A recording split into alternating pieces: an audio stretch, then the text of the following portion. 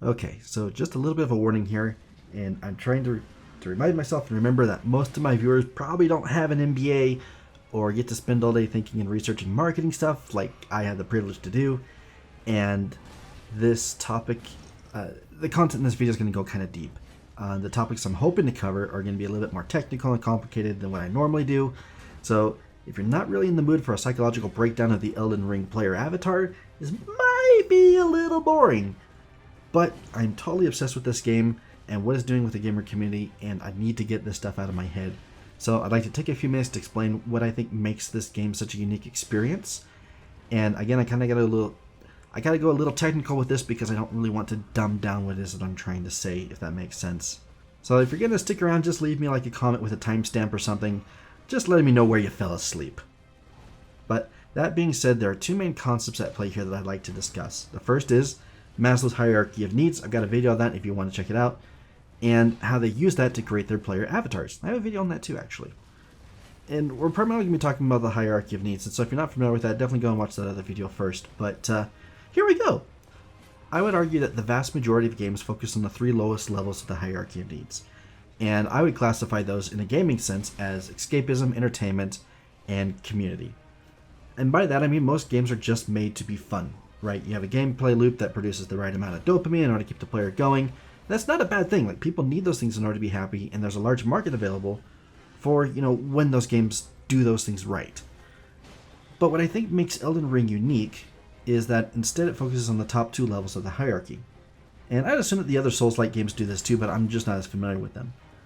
But your traditional gameplay loop, where you play the game, acquire better weapons, level up, become more powerful, I mean, it's still here, but its influence is greatly reduced. Like, when you level up in Elden Ring, you might do 1 more point of damage, or you might get 10 more hit points. And yeah, that does eventually add up, but your enemies are still going to take you out really fast. You can be a level 20, 30 character and still get absolutely wrecked by, the tutorial area bad guys. And you do get a little more benefit out of finding and improving your gear, sure, but it's still not going to be enough to save you. And what's interesting about this is that it means progress in the game isn't necessarily based on your level or your gear. It's actually based on player skill. So it's not that your character gets stronger and it's able to overcome the challenges, it's that you get better at the game and you are then able to overcome those challenges. And that difference very quickly stratifies the player base, right? So you have the players who didn't expect the immediate level of challenge that the game then offers, and we're expecting to level up or to get better gear in order to face those challenges. And when those things aren't immediately available, as those challenges are, then they call it bad game design or that the game's unreasonably difficult. But that's because the way that they think that they need to progress through the game and to get better at the game is through gear, it's through power-ups, it's through levels, when in reality the idea is to quickly show the player that the way that they need to win is to learn to adapt and to improve. And I think those are the key components of the top levels of Maslow's hierarchy of needs. The game wants you, the player, to improve and reach your potential, and not your character. Now, there is obviously going to be an element of esteem here. Like, when you beat that first boss, you just proved yourself to be a better player, a more skilled player, than all those who couldn't. Right? Than all those other hundreds and millions of people who got the game, played it for 5 minutes, got beaten up by the tree sentinel dude, and just like, okay, screw this, and they leave. And with a worldwide gaming community of over 3.1 billion people, your victory means that you are now an elite member of that community. You now have some extra esteem. And when you go to Facebook or go to Reddit or go wherever you go, and you see all these other people struggling with these different bosses or with these different challenges within the game, you think, oh wow, I already beat that. It's like, wow, I'm so cool, right?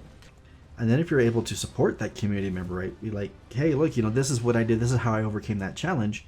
You're going to get that gratitude from the person who's having trouble. You're going to get a certain level of respect within the community because you're an elite member.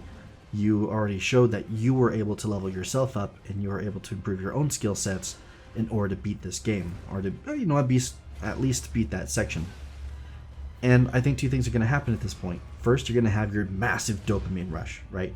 You realize that your character didn't get any stronger, well, maybe a little bit, but you got a lot stronger. You got good, as the memes say. And then you go looking for that next challenge.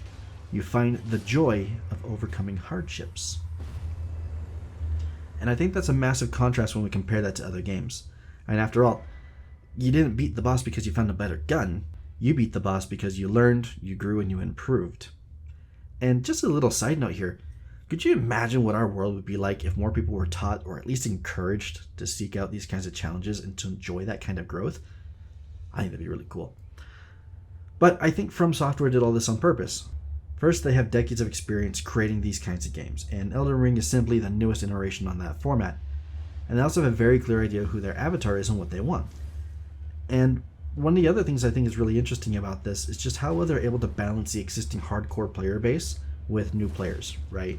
So I played a couple of Dark Souls games in the past, and I got frustrated after a couple hours, and I never went back. I was always looking for that better weapon or the better armor or whatever it was that I needed in order to beat the game, and I was often very harshly punished for not understanding the difference between Dark Souls and Skyrim. Elden Ring is a lot more accessible because the challenge is still there, but they toned down the punishment. So you don't have to run as far to get your stuff back when you die, and there's a little bit of direction as far as where you're supposed to go in order to progress through the game.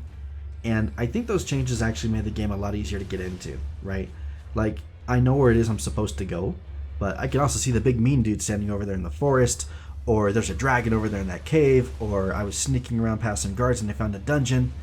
And so, like, I know where I'm supposed to go, and I know I can get back to the quest line easily whenever I want to, but I also have the freedom to go and explore and do other things. I can stop the main quest right now, and I can go and I can just look at the rocks over there. And the more of these smaller challenges or these side challenges that I overcome, the stronger I become as a player, and the better I'm going to be at the game when it comes time for me to face the even stronger enemies that are going to be coming up later on.